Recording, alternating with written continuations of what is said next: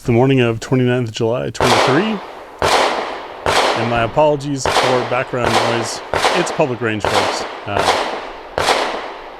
Got one of those Pavlovian shooters next door, you know, the kind that shoot when it beeps. So today should be a shorter range day for me. Only have two guns to run through, one of which is the Walther P99 Final Edition. I'm pretty excited about this. I fell in love with the P99 years ago. Incredible ergonomics. Love that double action, single action. Carried one for quite some time and ran it at courses, etc. I'm excited to try a new bone stock one that is also new, because my original one I believe I bought used, and that was a long time ago. To see, after having reviewed and shot what, 300-400 handguns now on the channel, if I'm still going to feel the same way about the P99. This is Walther's last year of production as far as I understand. That's why they're calling it Final Edition. Hopefully it focuses on there. So end of, well, start of a legacy, end of a tradition, I guess you could say.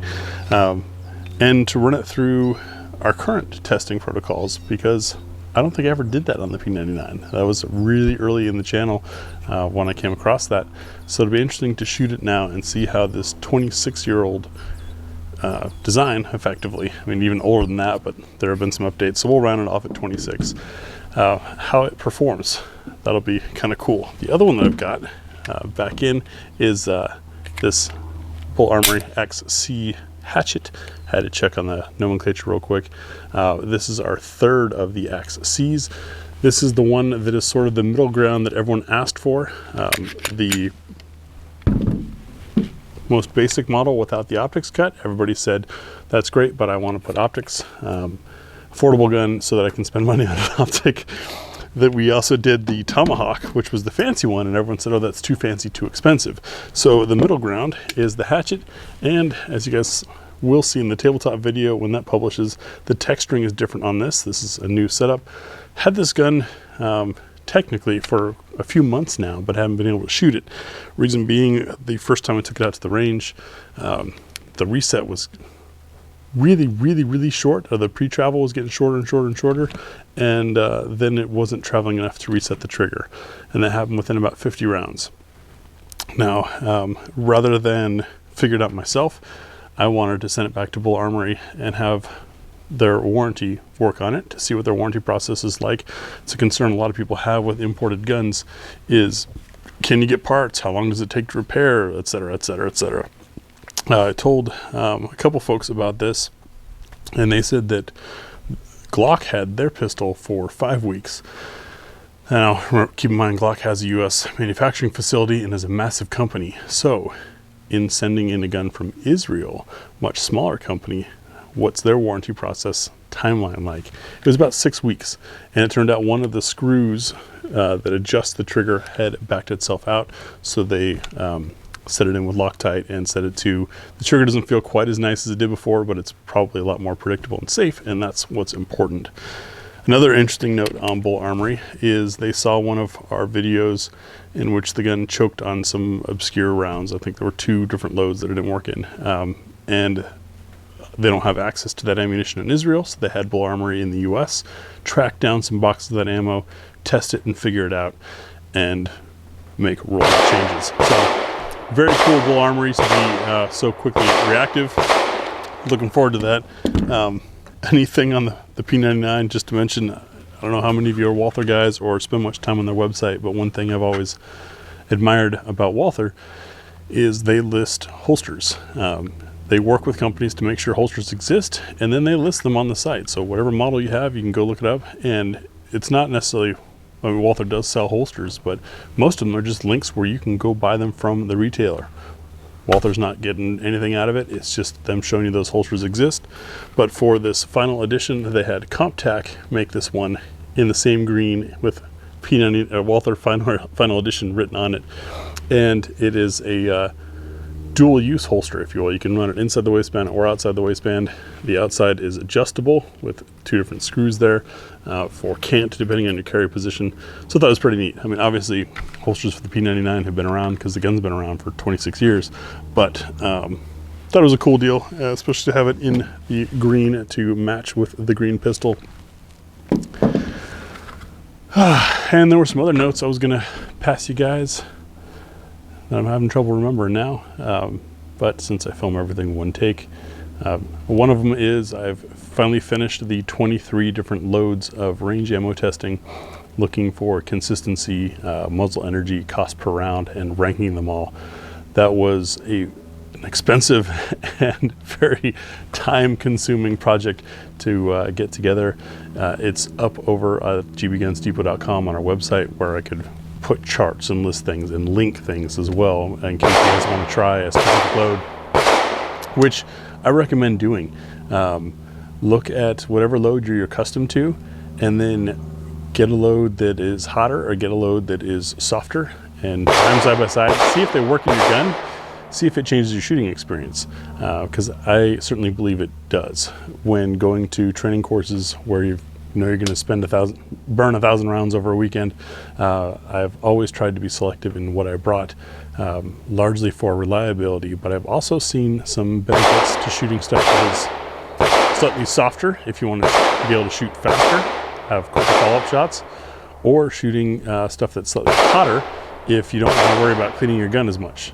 Reason being is that extra energy helps cycle the gun and fight through sludge. I mean, heck, I took the Ground Power K100X trim down to Thunder Ranch in snow and rain, and went 1,000 rounds without really cleaning it. Came back with 3-dimensional carbon buildup on it. But the reason why I bring that gun as an example is that is a precisely fit pistol, that those tend to be less tolerant of stuff being in the way, but because I had some nice spicy ammo for it, it kept on going, no issues, even with all those ingress points. I found the ammo test fascinating to conduct.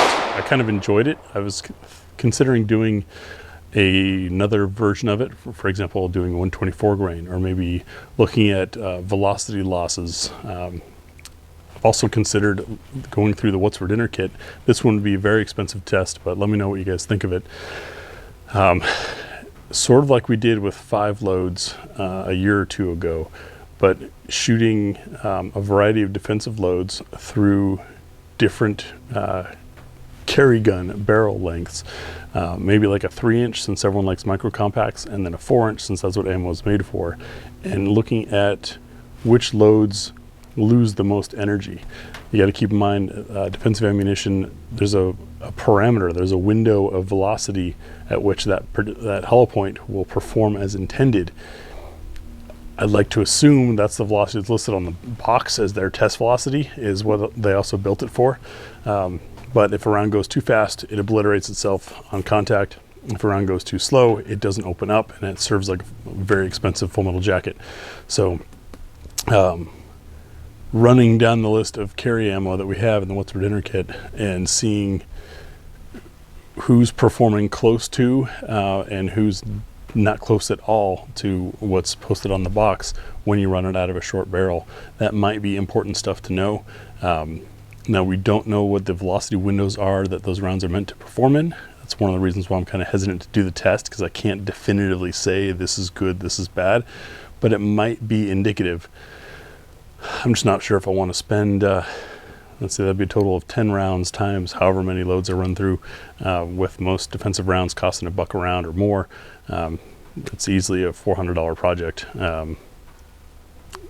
It all depends on the audience. Like, if you guys really value it and there's good response to that kind of stuff, then it's worth it to me. When I put a lot of work into a sciencey video like that and then it flops on YouTube, or nobody reads the article after all the work, I just don't get the sense of satisfaction. But anyways, only 2 guns to shoot today. It's going to be warm, so I'm out here early hoping to knock it out before it gets hot. So why don't I shut up and start shooting. Thanks for watching.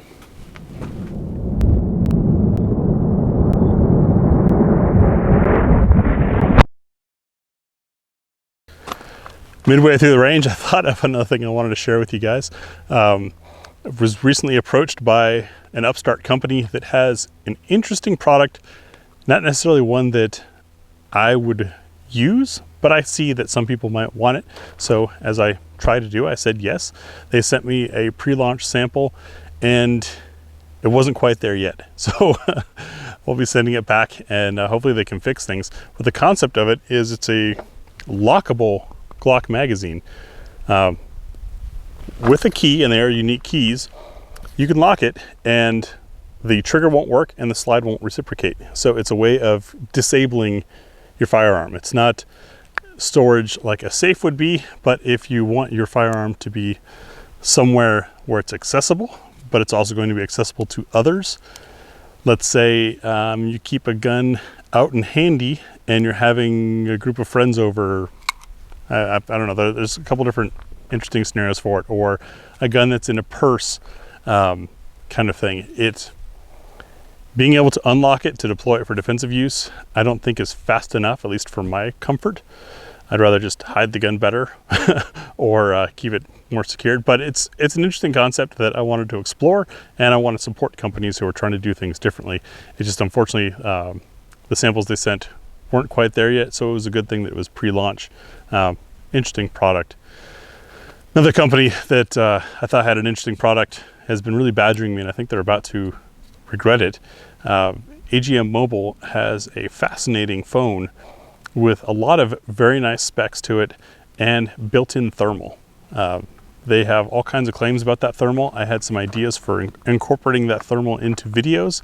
The problem is it requires someone to be holding and operating the phone, and since Tia is no longer doing videos, I'm out here by myself, so I couldn't do it. But I've had the phone for a few months now. It was sent direct to me from China, and my contact is in China. And that, even though my Samsung's made in China, I somehow don't trust it as much. So that's why it has no accounts on it. It's not been activated. I've been using it purely as a device without any logins. The thermal's kind of cool. You guys have probably seen some of the footage wrapped into our Grand Power trip because there were both of us there. So one of us was able to use the phone thing while the camera's running. But overall, I'm not impressed with some other features on it. I voiced those concerns to the company, and they just kind of denied and said, well, no one else has reported that. Like, okay, well, this is my opinion. You sent this to me. You want me to tell people my opinion. And so generally when a product isn't great, sort of like that mag thing, I send it back, give them a chance to fix it. Hopefully that turns out better for everyone, right? We get better products. Companies don't go out of business or don't get burned. And I hate doing negative videos. But these phone folks keep harassing me about making a video, despite the fact that I don't like the product. So I guess I'm gonna have to make a video about a product I don't like. That's just, I mean, you guys have probably seen I generally stay positive on the channel. And that's because if it's not positive, it gets kicked back.